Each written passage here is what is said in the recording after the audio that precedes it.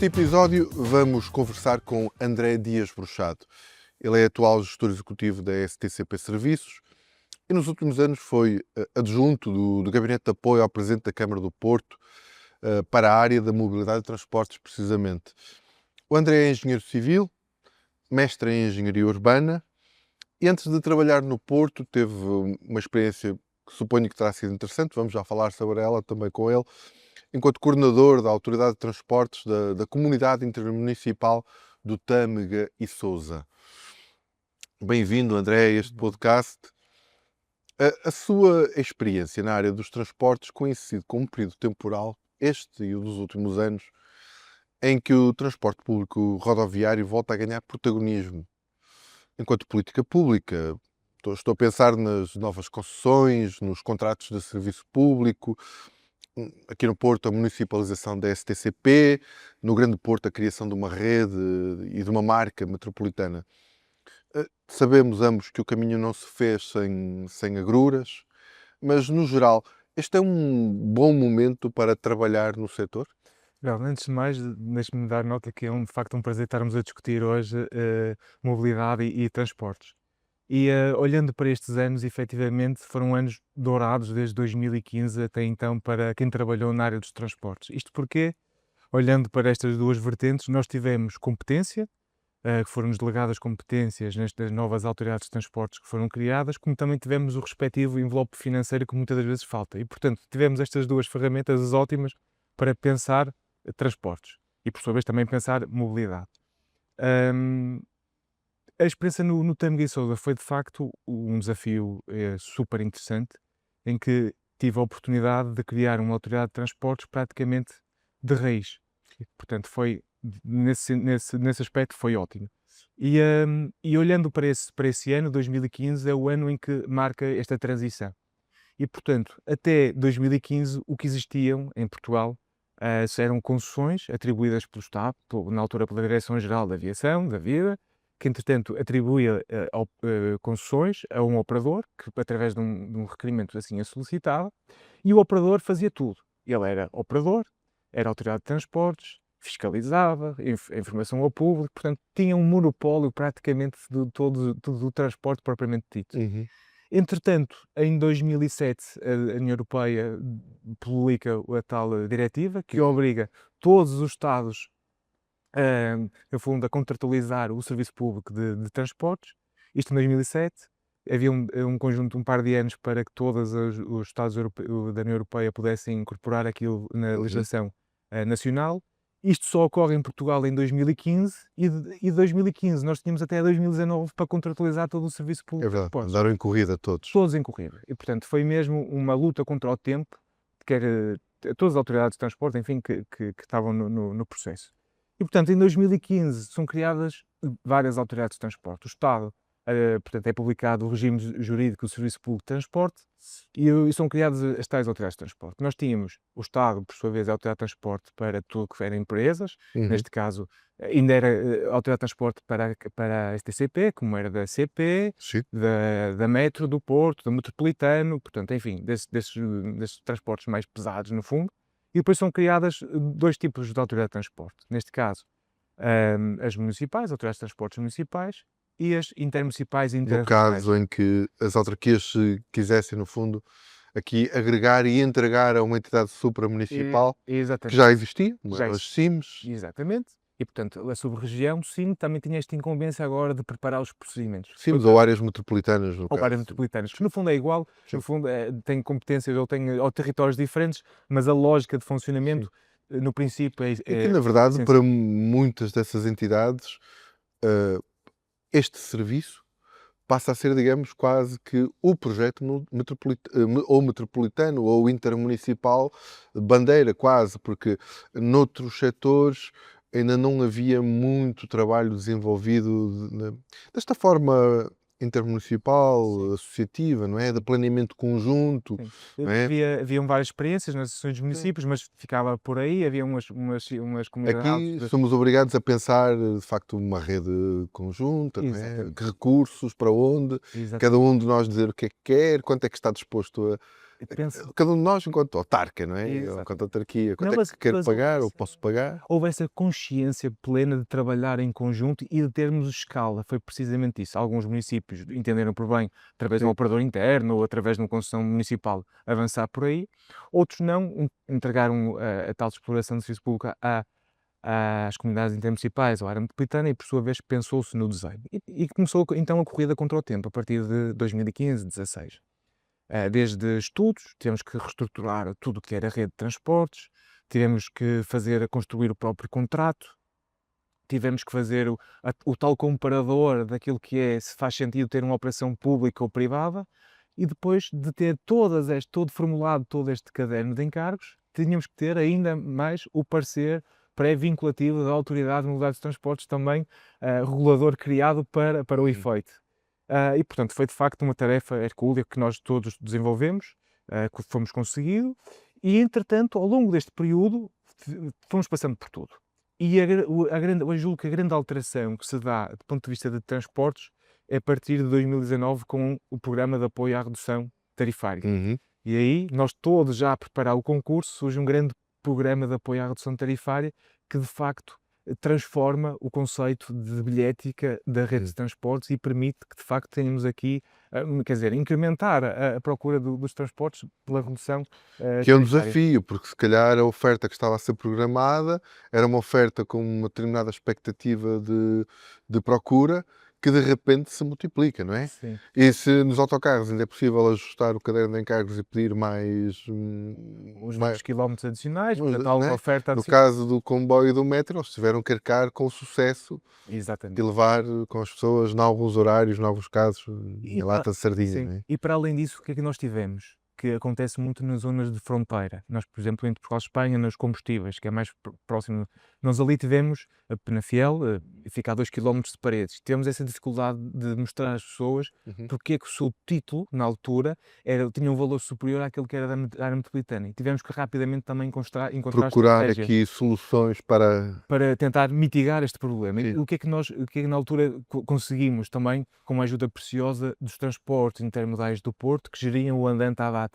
Foi pela primeira vez pensar num título combinado, em que tivemos um título combinado, o andante metropolitano na altura, com o passe da Cimetã Miguel Sousa, que de facto foi uma revolução. Começamos na primeira fase no comboio e depois nos serviços interregionais que vinham Eu para o noto, Porto. acima de tudo, nesse processo, para além da questão do preço, uma outra questão que para mim era uma questão crítica no andante, neste caso pensando no Grande Porto, onde o andante existia, que é a questão da simplificação de preços. Para além do custo, que era muito elevado, principalmente para quem morava mais longe, não me esqueço que eu cheguei a pagar um passe de quase 80 € porque morava numa das franjas da área metropolitana e, portanto, vinha para o Porto diariamente. E agora passou a ser possível, portanto, que uma família, ou seja, que esse é o valor que uma família inteira, no limite, não é? Pagar. Pague para andar em toda a área metropolitana. Mas, para além dessa questão do preço, o que me pareceu ser uma vitória e finalmente, digamos, do ponto de vista quer do pessoal político, quer do pessoal técnico, perceberem que o cliente tem que também não precisa de mais essa barreira, que é perceber quantos títulos tem que comprar ou qual é entre uma escolha de 5 ou 6, Sim. qual é o que tem que comprar para chegar a determinado lugar. Porque eu sei ver isso, mas eu tenho noção, todos temos noção, que há muita gente que tem muita Não dificuldade. faz ideia. Aliás, o próprio zonamento do andante tem essa complexidade. Muitas das vezes, alguém que tem apenas 2 zonas e vem de Matosinhos, chega ao Dragão, vem ao futebol e muitas vezes é penalizado por uma fiscalização que Com a possa SCCP não se ocorrer. passou tanto isso, mas a Metro deve-me muito dinheiro em assessoria a pessoas que chegavam a estações a explicar-lhe precisamente o que é que tinha que E fazer. esse é um do fundamento dos transportes, ou seja, a simplificação dos processos, É. a informação ao público. Daí Saber. eu interrompi quando falava dos títulos combinados, quer dizer, os títulos combinados, eu saber que, ok, é aquele título, eu compro e vou de uma zona externa à área metropolitana do Porto, mas chego onde quero, dentro da área metropolitana, isso é também um processo de Não, quer dizer, nós simplificação. temos aqui sempre a lógica da mobilidade sustentável, do ponto de vista social, nós simplificarmos o processo, temos também o lado, no fundo, económico, de Uhum. baixarmos o preço, E depois também o lado ambiental, na tal transferência, na alteração modal que todos nós privilegiamos, e esse todo, Sim. julgo que é todo o grande objetivo. Quer dizer, tivemos esses desafios todos, entretanto também tive projetos interessantíssimos na Sintra e Sousa, só Sim. para dar nota. Entretanto, nós tivemos que contratualizar um serviço público de transporte urbano, Uhum. o Urbamarco. Na altura passamos por todo o mesmo processo, de cadernos de encargos, estudos, tivemos também o parecer prévio da AMT, e fomos, digo eu, das primeiras autoridades de transporte a ter um sistema de fiscalização do veículo em tempo real.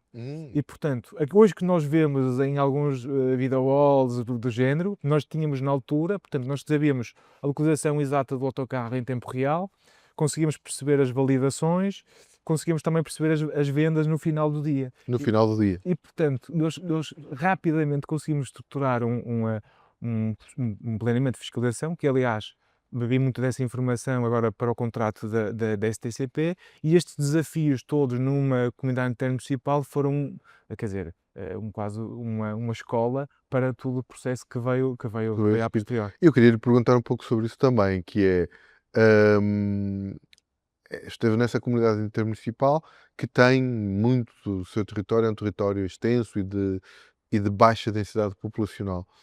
Eh, Aqui neste caso, na experiência mais recente, quer na Câmara do Porto, quer na STCP, no caso da STCP Serviços, estamos a falar de um serviço que é prestado num centro urbano muito denso, muito consolidado, portanto, com uma procura e uma oferta muito incomensuravelmente maior, não é? Mas trouxe, apesar de tudo, lições dessa experiência anterior, ou isto é tão diferente que nada se toca? Acabou de me dizer que... Não, nós conseguimos trazer sempre ensinamentos de por Hum, onde passamos e podemos replicá-los no tipo de territórios. Há um exemplo paradigmático de outro projeto que hum, lançamos lá, que lancei na comunidade intermunicipal, que foi o transporte flexível, o transporte a a pedido. pedido, sim. E, portanto, Que existe, de certa maneira, no Porto também. que existe um projeto muito semelhante Uhum. no Porto. Mas o que é que nós deparamos lá? O Tâmega e Sousa, para quem conhece, é um território bastante heterogéneo. Temos o Val de Sousa, portanto, já com alguma densidade, tem um conjunto de necessidades diferentes do que é o Vale do Tâmega, e como Uhum. também o Vale do Douro. E, portanto, tivemos que arranjar um transporte de forma a fazer face às necessidades de alguma da população desse território mais desfavorecido. E, portanto, lançamos um projeto no sentido de ter um serviço de transporte público que funcionava através de uma ligação telefónica, para que as pessoas pudessem vir da aldeia distante até ao centro da vila, tratar dos seus assuntos e, entretanto, regressar. Este tipo de transporte depois foi replicado, entretanto, no município do Porto, Uhum. numa primeira fase, antes até de chegar no município do Porto, mas numa primeira fase como um contrato de apoio com as rádios de táxi, e, Hum. portanto, para fazer face àquilo que foi a pandemia, que é outro dos grandes fenómenos e desafios que tivemos ao longo deste Sim. tempo, a pandemia, para levar os idosos à vacinação. Uhum. Foi assim que surge o processo. Quer dizer, teria que ser rapidamente implementado, e na altura, quer dizer, os serviços, o que acharam por mais conveniente seria através de num contrato de apoio, em que as rádios de táxi, através de um telefonema, conseguiam ir de forma até um pouco informal, fazer Sim. este processo. Entretanto, nós tivemos que rever este modo de operação, até porque nós tínhamos que o materializar enquanto serviço público. No Porto, há locais onde um autocarro não consegue penetrar, mas para além disso, mas neste caso, quer dizer, no Porto já existe uma densidade diferente, já existe uma oferta diferente. Mas nós podemos trabalhar este tipo de transporte de formas também com outra lógica, ou seja, podemos definir targets de etários, Uhum. e podemos oferecer um transporte para deslocação à saúde, que é uma necessidade básica Que é o dessa que existe, população, né, que neste é o que momento. existe. Como é que ele se chama? É o táxi saúde de mais 65, Mais portanto, 65. Ou é o seja, pessoas com mais de mais 65 de anos 5 anos, por um custo que, de 2 que, euros, que vão, portanto, a um serviço qualquer de saúde, a uma exato, consulta, um ao estabelecimento de hospital. saúde que esteja catalogado no registro, Ok. conseguem ter um serviço porta a porta do saúde. Tem 18 viagens por ano que as podem utilizar, tem que ser também titular do cartão Porto Pontos. Porto, sim. Pronto, que faz parte dos requisitos que assim Sim. tem que ser, porque caso contrário isto também depois teria outro tipo de repercussões do ponto de vista até de gestão do serviço e Uhum. até de concorrência até ao próprio serviço de autocarro, e não é isso que Sim, nós queremos. claro. Queremos ter sempre esse paradigma, ou esse pressuposto. E neste caso, o que fizemos foi recorrer a um parceiro tecnológico. Uhum. Esse parceiro tecnológico permite-nos ter a tal procedimento de fiscalização, Aham. que tem que ser essencial para fazer face a todos os pagamentos, todo o reporting, Sim, enfim, claro. todas essas questões. E ele, no fundo, gera esse processo. As pessoas ligam, reservam a viagem, fazem a viagem. Nós, no final do mês, temos acesso a uma plataforma Uhum. em tempo real, todas as atualizações, conseguimos perceber.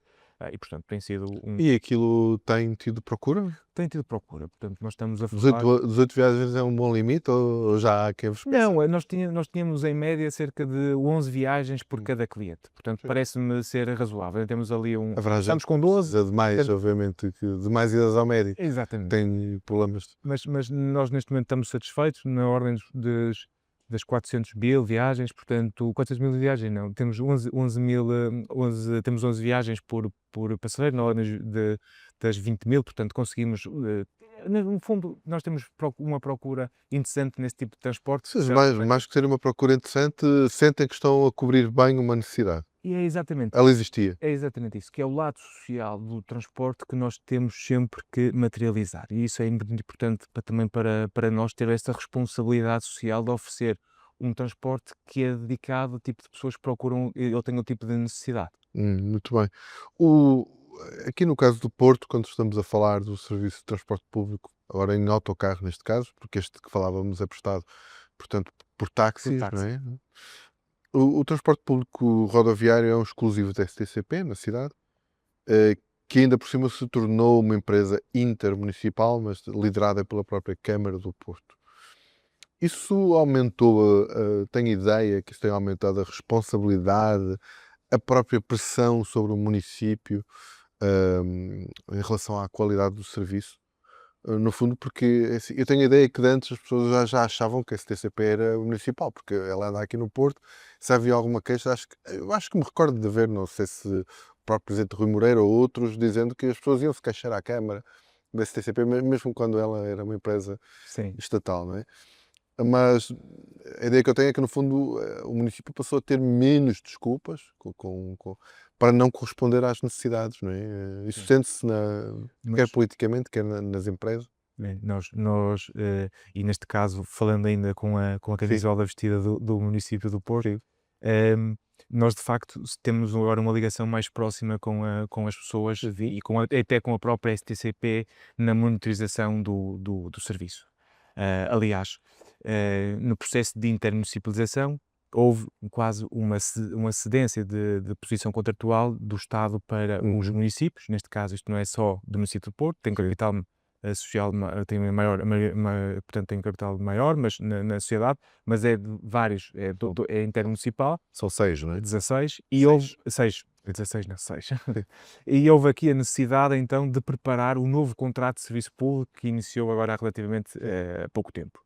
E portanto, durante este período tivemos que vir acompanhar de perto com o STCP para melhorar serviço, para encontrar outro tipo de soluções, e essa pressão de facto existe até do lado do município do Porto no fundo, exigir à STCP, fruto do contrato que vinha de trás e do novo contrato também, que cumpra um conjunto de indicadores que nos permita ter um serviço de transporte público com os níveis de eficiência, o nível de serviço que nós assim, o município do Porto assim o exigia. E de facto isso foi acompanhando e fomos cumprindo toda essa matriz que teve no pressuposto desta transferência, desta Hum. ligação de poderes que nós assim exigimos. Agora, como é óbvio, isso traz-nos outro tipo de responsabilidade na materialização do serviço Claro, público. mas sim. Aliás, a STCP neste momento representa um braço armado do município do Porto no sentido de promover a descarbonização, de promover a transferência modal, e é nesse pressuposto que E transferência modal é não só, quer dizer, de promover, por exemplo, um melhor ambiente urbano, que será um ambiente urbano de uma cidade, se calhar, com menos trânsito, que é sempre uma queixa. sim, Em qualquer cidade grande nos queixamos, ou porque tem obras, ou porque tem zonas muito procuradas, do trânsito. É sempre um problema que qualquer autarca que é confrontado com ele, não é? Nós temos sempre esse grande problema que Sim. é o trânsito e o facto do autocarro andar no Em meio meio do do trânsito. trânsito. Nós, E isso remete para a minha próxima pergunta, que é: como é que se alcança um bom serviço público de transporte numa cidade cuja infraestrutura está há muito consolidada, porque o Porto ainda por cima é uma cidade histórica, né? sim, No centro já está aí há centenas de anos. Mesmo o resto da cidade já, pronto, e mas na verdade, por tudo o que ela é, pelo próprio desenvolvimento, pela economia que gera, continua a ser uma cidade muito procurada e muito procurada ainda por gente em automóvel. Isso, os dados indicam-nos que sim. Nas últimas 3 décadas também quase triplicamos, no fundo, aqui a percentagem de deslocações em automóvel nas áreas metropolitanas. Mas ao mesmo tempo estamos numa cidade onde outra parte da população, não é, anseia por poder fazer os seus percursos em modos mais suaves ou ativos, não é, como em trotinetas, em bicicletas, a pé também. Ou seja, estamos neste momento em que a cidade tem este sucesso que atrai mais gente, mas ainda atrai muita gente de carro, e temos, até no próprio discurso político, não é? Quer dizer, esta ideia de que temos que descarbonizar, e descarbonizar também passa por andar mais a pé, andar mais de bicicleta, andar mais nestes veículos que consomem menos espaço sim. e não poluem. É difícil esta equação. Eu acho que essa é a questão que todas as pessoas gostariam de ter uma resposta clara e objetiva. Mas olhando para esta dinâmica do Porto e do Grande Porto, nós temos que ter isto sempre em duas óticas. A primeira, hoje, dois pontos de perspectiva. A primeira tem que ver com as deslocações internas e essas o município do Porto pode resolver, Sim. são competência própria, mas depois temos todas as deslocações, fruto também desta centralidade que o Porto tem, dos municípios à volta que vêm para o Porto. E neste caso, nós neste momento, o que é que nós temos do ponto de vista de transportes? Nós temos as linhas da CP completamente sobrecarregadas nas horas de ponta, que não conseguem dar resposta. As próprias linhas da STCP e da Unir também, já nas horas de ponta, já começam a estar subcarregadas e, portanto, nós temos que arranjar aqui uma forma de, pelo menos, tudo que seja transporte intermunicipal, haver aqui uma oferta para darmos uma dignidade de transporte e mais frequência para que estas pessoas possam, então, fazer a alteração modal, que nós assim o desejamos. E com isto nós retiramos grande parte dos veículos que vêm para o Porto. Acredito que com as novas obras que estão a ser concluídas pela Metro do Porto, que é pela linha Rosa, que são movimentos para deslocações internas, mas também que é pela linha Rovi do lado de Gaia, quer dizer, possamos ter aqui outro tipo de dinâmica e, outro tipo, e melhorar, até porque nós nesta fase não temos alternativas, quer dizer, nós temos o sistema de transportes está, diria eu, não está em estado de ruptura, mas estamos próximo deste limite, em que nós não conseguimos rapidamente migrar ou processar, fazer este enforcement junto às pessoas para mudar, fazer esta alteração modal, porque de facto também do lado do transporte público, fruto da capacidade da oferta que existe, a resposta poderia não ser tão agradável quanto isso. Aliás, nós sentimos isto na altura quando implementamos o PARTE em algumas pontas, nas pontas horárias, não é? Na hora de manhã, e toda a gente percebeu que andava, sentia-se um pouco, no fundo, apertado no transporte público. E há aqui esta necessidade de reverter isto. Agora, assim que tínhamos esta capacidade de dar alternativas, eu acho que será fundamental nós também começarmos a ter outro tipo de instrumentos para, lá está, tentar encontrar soluções para que as pessoas possam então deixar o veículo e optar por outro tipo de soluções de mobilidade. Eu estava a ver o último inquérito à mobilidade de 2017, Já tem alguns já anos. tem alguns anos, mas julgo que é um Se documento calhar mais não reflete interessante. até Não, não, aqui algumas mudanças que foram acontecendo, como por exemplo até o próprio o serviço da STCP que STCP. mudou, não é? E o que nós tínhamos, aquilo que eu vi era que a distância média andaria na ordem dos 10 km. E, portanto, nós entre de transporte público enfim, um modo suave, conseguiríamos fazer, conseguiríamos promover esse tipo de alteração. Agora, nós temos outro problema também devido ao trânsito, que são as velocidades comerciais que existem ou que a STCP neste momento oferece. Uhum. Que a média anda na velocidade comercial, entenda-se que é a velocidade normal, com paragens, entrada, saída de passageiros. E, portanto, nós temos em média na ordem dos 15 km/h, mas no centro do Porto, em fruto das obras de metro, fruto também de toda a pressão que possa existir, transportes turísticos, enfim, a velocidade decresce e andamos na ordem dos 6, 7 km/h. O Se que é isso velocidade de andar a representa pé, é uma caminhada. é uma caminhada. E, 6, portanto, 7 km/h é velocidade normal só a pé. e que fruto também do resultado que tem saído dos últimos dias, dos anos da procura 2024. Provavelmente há aqui uma redução de procura no município do Porto, também associado muito a isso, quer dizer, velocidades comerciais muito baixas, as pessoas tendem a optar a ir a pé, que aliás, do ponto de vista de percentagem, nós estamos na ordem dos 30% do Porto, as pessoas que já caminham a pé, de acordo com o tal inquérito de mobilidade de 2017, portanto já estamos ali temos uma percentagem interessante, mas quer dizer, o transporte público começa a ficar colocado melhor, começa a ser dispensado, principalmente na Baixa e no centro histórico. Nós temos essa questão, que é aumentar, tentar incrementar a velocidade comercial e depois, como é óbvio, tentar, através de várias medidas, retirar o uso excessivo dos transportes. Sem esquecer que nós temos assistido também, depois da pandemia, o aumento do número de TVDs, que não existiam, Sim. e Sim. que, por sua vez, temos aí todo aquele trânsito parasita à procura do cliente, que também tem impactos grandes naquilo que é a mobilidade nas cidades. Sim, e que não é de fácil resolução, quer dizer, Não. porque TVDE, nós neste momento temos um tipo de transporte em que, mais uma vez, voltamos ao monopólio dos antigos operadores de transporte público, em que as plataformas são autoridades, são operadores, fornecem um serviço. É muito difícil e, entretanto, eu tive algumas conversas com alguns diretores de plataformas de TVDE, nós definirmos uma zona cinzenta. Portanto, há um festival, o que seja, nós definimos ali uma zona onde é Sim. possível só carregar e descarregar passageiros. Claro. A contingentação de veículos também, por força de lei, é impossível de fazermos. Portanto, nós temos aqui algumas limitações, até do ponto de vista legal, para fazer face a estas novas dinâmicas de mobilidade. Claro.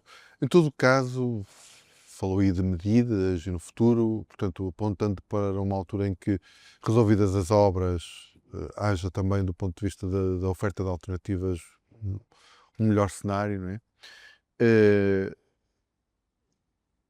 O caminho passará por restringir o espaço também para a própria circulação automóvel, não é? Sim, eu julgo que o caminho tem que Em passar. algumas ruas vai-se vendo isso acontecer, já Sim. na própria cidade, mas Não, mas o caminho tem que passar sobretudo por aí. Nós falamos sempre, e a mobilidade confunde-se muito com o ordenamento de território e gestão de espaço público. sim, E a pedonalização do centro histórico da Baixa, eu acho que é um caminho que vai acontecer nos próximos anos, diria, Sim. até no próximo ciclo autárquico.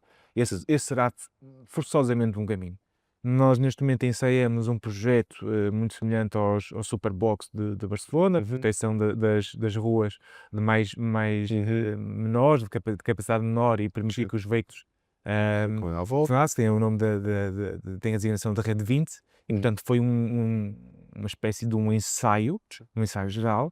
Agora, como é óbvio, tem que ser complementado depois com outro tipo de ferramentas, como câmaras que possamos fiscalizar a entrada ou não de veículos. E mais uma vez, voltamos a encontrar dificuldades depois, neste caso, com a Comissão de Proteção de Segurança. Isto porque São dados, não é? porque a matrícula é um dado sensível, há aqui todo um processo necessário para obter licenças e, mais uma vez, esbarramos neste tipo de procedimento administrativo que torna muito difícil e temos ferramentas ágeis de tal a impedir a tal circulação do Mas no automóvel fundo histórico. acredita que quando se limitar no fundo o acesso, porque nunca estamos a falar em proibir, estamos a limitar o acesso a determinadas zonas já mais abrangentes da cidade, isso ajudará a evaporar um bocadinho uma parte deste trânsito, não é? Sim. Porque quereria também ir ali ou passar por ali e terá que escolher outras opções. Aliás, porque hoje em dia nós utilizamos, todas as cidades estão estruturadas para o automóvel. Isso quer dizer, é um paradigma que nós acontecemos, ou que nós experimentamos desde o início do automóvel. Isto quer dizer, tudo está estruturado em função do automóvel e nós utilizamos o automóvel precisamente conseguimos chegar ao local Claro. onde nós queremos. Se não conseguirmos, vamos ter que pensar em alternativas.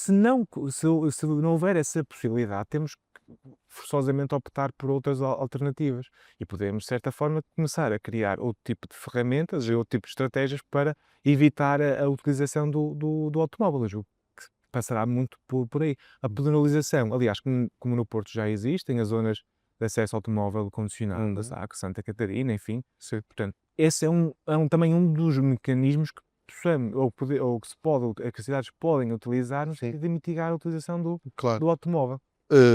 Há outras medidas também, portanto, estamos a falar aqui de mexer no espaço público e na forma de utilizar.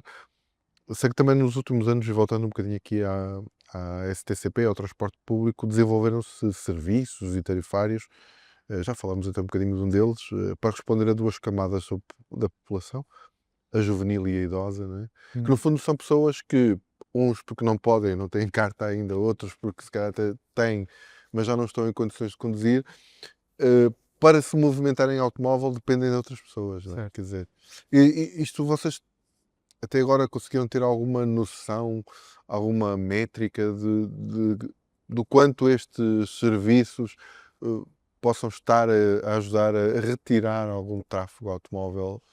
Nós não conseguimos Sim, identificar sim, claro. rapidamente, é muito difícil de o fazer.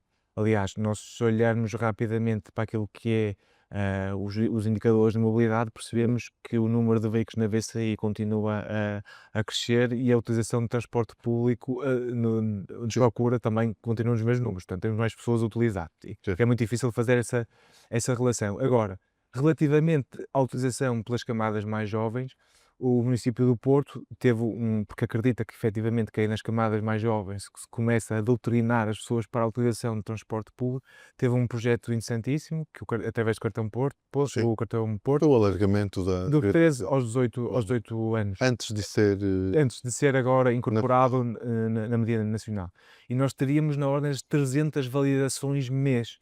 E, portanto, julgo, face a este número de valores, que de facto houve aqui uma procura interessante e nós julgo que conseguimos responder a esse desafio, que é Mas quando diz 300 validações mês, é que 300 pessoas ou 300 validações, ou seja, 300 viagens que damos por mês. Portanto, por mês? representa aqui Dentro daquela um número dentro dessa faixa, que representa um número interessante, quer dizer, e aliás, os jovens puderam utilizar o transporte público, ter o acesso ao transporte público, fazer a viagem para a escola ou para outro tipo de a lazer. de lazer, de fruição, até com o passe disponibilizado pelo Município de Porto. Eu acho que esse também foi uma alteração de paradigma que nós tentamos incluir, que aliás, depois, entretanto, foi seguida até pelo próprio governo, que alargou até Sim. aos sub-23. Aqui a questão que eu estava a tentar também aqui que discutíssemos um pouco, que refletíssemos sobre ela, é que, na verdade, face à nossa dependência do carro, a forma como os números continuam a evoluir, num sentido que é o que não se deseja, no fundo, a autonomia dessas pessoas mais novas e das mais velhas, que assim não precisam de ficar presas em casa à espera de um familiar, não é? Também acaba por ser essencial para tirar automóveis das ruas, né? Quer dizer, quando nós conseguimos dar confiança aos pais de que pelo nível de trânsito da cidade eles não precisam de ter medo que um filho seja atropelado até chegar à paragem do autocarro, que consegue ir do autocarro depois para a escola sozinho, não é? Porque o que nós assistimos nos últimos anos, e não é só no Porto, Claro. é no país todo, é os pais a transportarem os filhos para a escola até idades absurdas, quer dizer, eu ainda fui para a escola sozinho a partir dos 6 anos. Certo. Não me lembro se na pré-escola ainda já ia sozinho, mas dos 6 anos lembro que fui, tirando o primeiro dia.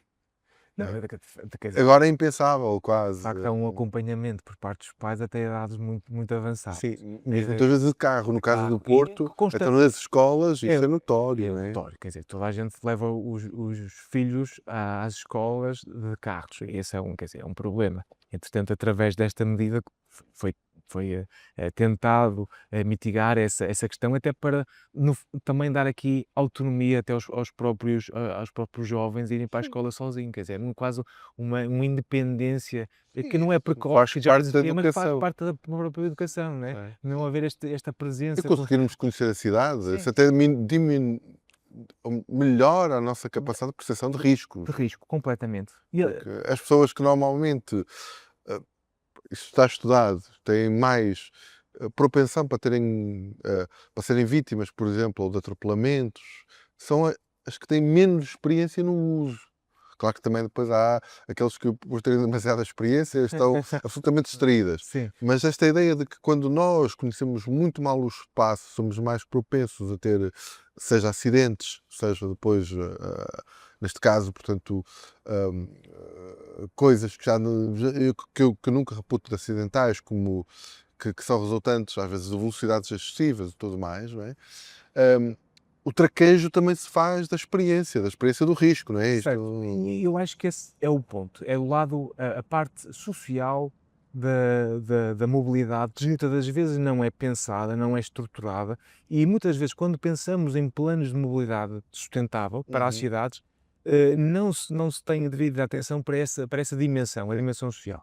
O município de Porto lançou o plano de mobilidade sustentável, um projeto Sim, de sim. revisão, no ano passado, entretanto está a decorrer a primeira fase de caracterização e agora iria entrar na segunda fase, que é na fase da estruturação das dimensões, de Hum, trabalho do plano, do sim. digital plano de mobilidade sustentável. E nesse pressuposto, na altura, discutia com os serviços técnicos e havia essa vertente e essa necessidade de haver essa dimensão social.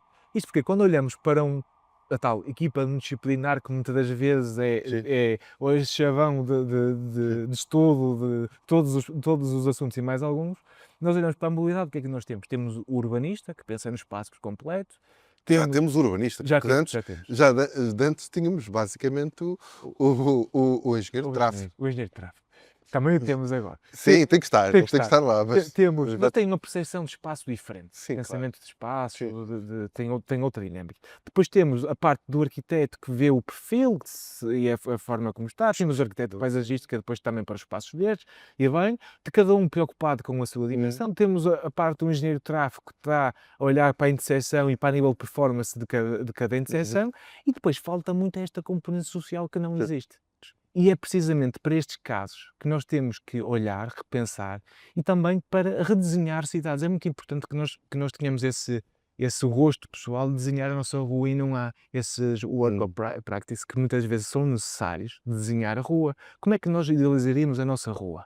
Com mais árvores, com mais carros, com menos carros, essa Basta que vivência tenhamos crianças a discutir, a dizer que queriam brincar, automaticamente, do ponto de vista viário, a coisa tem que ser completamente mudada para completamente. poder acomodar essa, se quisermos acomodar essa Exatamente, necessidade, não é? exatamente. Eu acho que o caminho tem que ser por aí. Também, como é óbvio, depois temos a parte da logística urbana, que é um assunto que não está a ser devidamente bem Sim, tratado pelas cidades e é muito difícil, e que explodiu nos últimos resultado anos, ou da seja, pandemia também, é também, resultado da também. pandemia, que esse, julgo eu que Ele já vinha a crescer, já vinha foi acelerou-se, acelerado, não é? acelerou-se. Só que Muito. as cidades não se prepararam para esse tipo Não. de input de logística urbana. Quer dizer, nós de transporte público, hoje discutimos transporte público, já há imensos projetos, já há imensas empresas a trabalhar transporte público, mobilidade Mas a entre aspas, logística a logística não urbana é não foi. sexy, não é? Não é Não, um tema. não foi. Aliás, eu estive em Braga nestes últimos dias e estávamos a discutir inovação. E estávamos a discutir empresas ligadas à inovação.